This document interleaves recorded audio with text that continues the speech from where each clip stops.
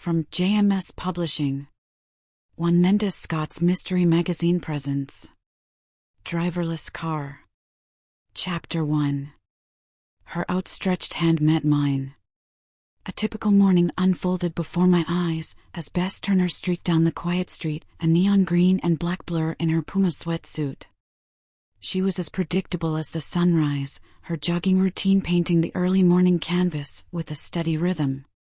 Just as I emerged from the cool shelter of my garage, Bess came to a halt near my mailbox, her eyes catching mine.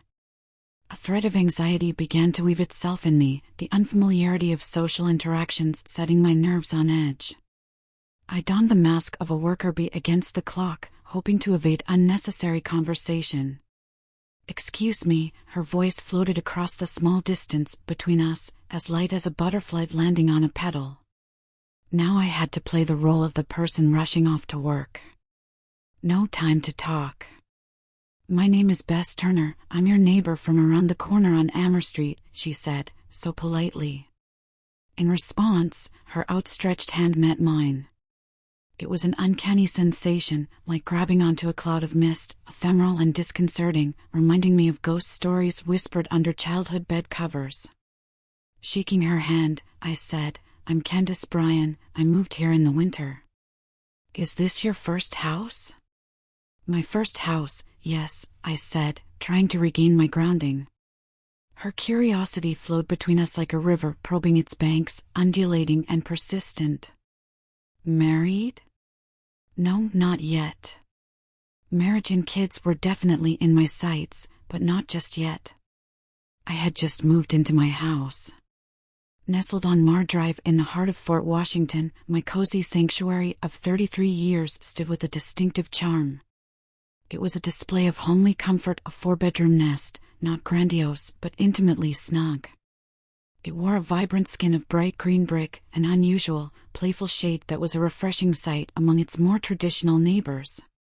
The bricks, like tiny, hardened green leaves, were kissed by the sun during the day, their color deepening, echoing the vibrant life in.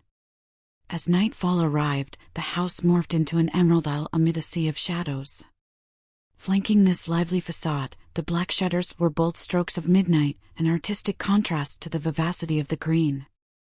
They hung like strong eyebrows over the windows, guarding the secrets of the rooms in. The house boasted a 2-car garage, a yawning cavern, the mouth always agape, ready to swallow up any vehicle seeking refuge from the elements. But for now, it cradled just one precious gem, my sleek, sophisticated BMW i320. It was the lone stallion in the spacious stable, a silver bullet of engineering prowess that was all I required for my solitary commutes. This tangible collection of brick, wood, and metal was more than just a structure, it was a symphony of my life, playing a melody that I was all too familiar with and loved dearly. Bess stared into my face for a minute and it made me feel nauseating and uncomfortable. "Were you flirting with my husband the other day?" "I mean, because that's what it looked like." To me it did. I squinted and threw my head back, looking at her as if she was crazy. "Excuse me?" "I'm sorry." She patted her chest to calm her heart. "I saw you two talking in your driveway the other day when I drove by your house." He had his back turned, he didn't see me. After thinking about it, I said, "Oh, yeah, okay, I know who you're talking about." I wasn't flirting with your husband, Bess, he was just asking me what year my car was, that's all." She tried to smile it off. "I'm sorry, I didn't mean to accuse you of that." "Yes, you did. I just noticed the way you were smiling at him, that's all. I was not flirting with your husband." "Excuse me, I have to get to work." Bess's eyes began to resemble dew-kissed morning meadows, a slight sheen of moisture shimmering under the rising sun of her anger. The dam of her self-composure was beginning to show cracks, threatening to let loose a deluge of raw, unfiltered emotion. Her change in demeanor wasn't a gentle summer's transition into fall, but rather a sudden, harsh drop in temperature, akin to the abrupt arrival of winter. Her seriousness was like a thundercloud on the horizon, its ominous presence sending a chill down my spine, wrapping me in an uncomfortable shiver. I found myself navigating a sea of uncertainty, treading the icy waters of her erratic moods. It felt as though I were balancing on a thin sheet of ice, aware that any misstep could crack the fragile surface beneath me. My instincts kicked in like a lone soldier on watch, primed for any sudden movements in the still, silent night, ready to react to the merest hint of Bess starting to trip. Our conversation continued, her questions darting around like fireflies in the dark, each one shining a light onto parts of my life I hadn't intended to share. Her gaze then anchored onto me, drilling into my soul like a woodpecker's beak against the hard bark.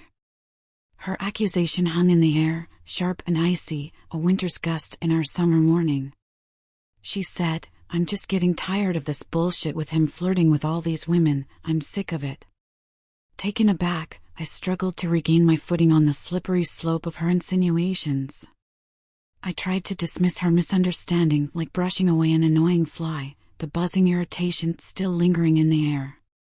In the midst of this tension, the shell of Bess cracked open, revealing a raw, tempestuous sea of emotions. I could see the storm brewing in her eyes, the rising tide of despair threatening to flood the borders of her world. Her demeanor morphed, the gentle grace of a morning jogger transforming into the pent-up energy of a boxer. She was a potent mix of kinetic and potential energy, a mountain threatening to erupt. Her brown eyes, sunk deep into her coconut-hued face, blazed with a fury as wild as her untamed hair. "I wish I could just catch him once, I swear." Her words fell like hard pebbles onto the smooth surface of our conversation, creating ripples that refused to fade. I got nervous. Wearing my normal work attire, a dark business suit and high heels, I wasn't wearing the proper attire to be fighting over some damn man. Especially somebody's husband. Bess was about in her mid-30s, well-toned arms and legs from all the jogging. She had heavy, sunken brown eyes, wild frizzy brown hair, pale lips, and a coconut complexion. I said, "That sounds like a problem you might want to take up with your husband, Miss Turner." Bess balled her fists tight, like she wanted to bust me in the mouth, making my gums bleed. "And you can trust that I will take it up with him, that's why I'm taking it up with you first." "Well, Bess, your husband and I weren't flirting with each other, he was just asking me about my car." Her laughter echoed in the still morning, a haunting melody that hung heavy in the air like a noxious fume. It was a discordant note in the symphony of the dawn, clashing with the harmonious sounds of waking birds and rustling leaves. And I really got nervous. Look, I know my husband is beautiful and everything, but I fucking go crazy when other women look at him.